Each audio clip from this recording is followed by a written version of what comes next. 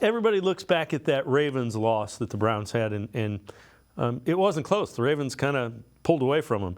But take a look at these notes on it. Ravens only had 296 yards of total offense when they beat the Browns in Week 4. That's less than what the Packers average at 24th in the NFL. Of their 28 points, 14 of them came on short fields, 38 and 10 yards, off of 2 of DTR's interceptions.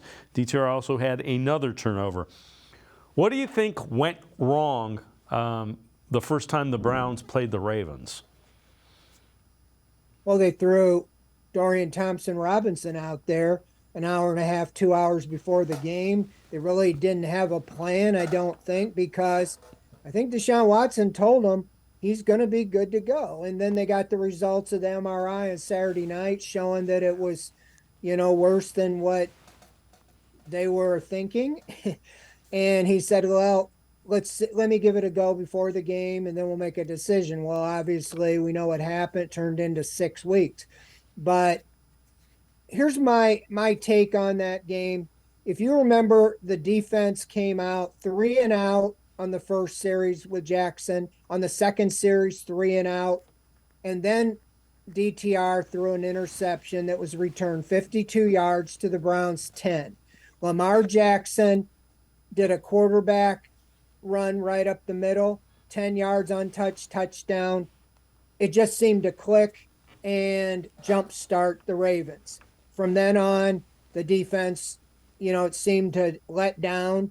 They got behind, and then the Ravens just were going downhill. There was the 2 turnovers, that first one, and then there was another one that gave Jackson a short field. And as the caller said, they got another touchdown.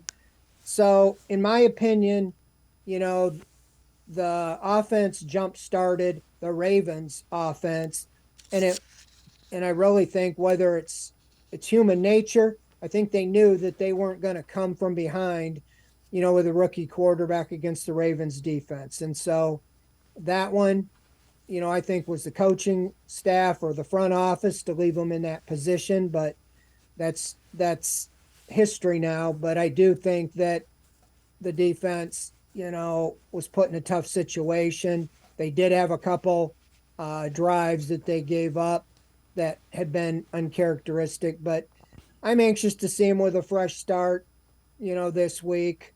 I think the key, I've said it over and over, is stopping Lamar Jackson from running, because when he extends plays, and that would be, I would think the number one task. That's what happened in that game. He got things going with his legs. And the Browns have been pretty good in previous years under Joe Woods. And JOK particularly had almost been used in a spy situation, and they had kept him under control. That one game, the Ravens won, but he threw 4 interceptions in the first half, and they blanketed him, and his stat line was very poor. But the Browns defense just really needs to contain Jackson and not let him singly beat him. And then the offense sure has to make plays, but I think everything sets up for the Browns to give it their best shot over there. I mean, everybody is pretty much, handed it that the Ravens are going to win this game because they're rolling very well. And, I think the Browns kind of have nothing to lose. Like I said, it's not the end of the world. If you lose this game, put you right back in the hunt in the division. That's your best bet to get to the playoffs. But a loss pretty much puts you in bad situation on all the tiebreakers and so forth. So, but I think they can go over there and play loose, knowing it's not the end of the world playoff-wise if they lose. How curious are you to see what Jim Schwartz's defense does this second time around against them?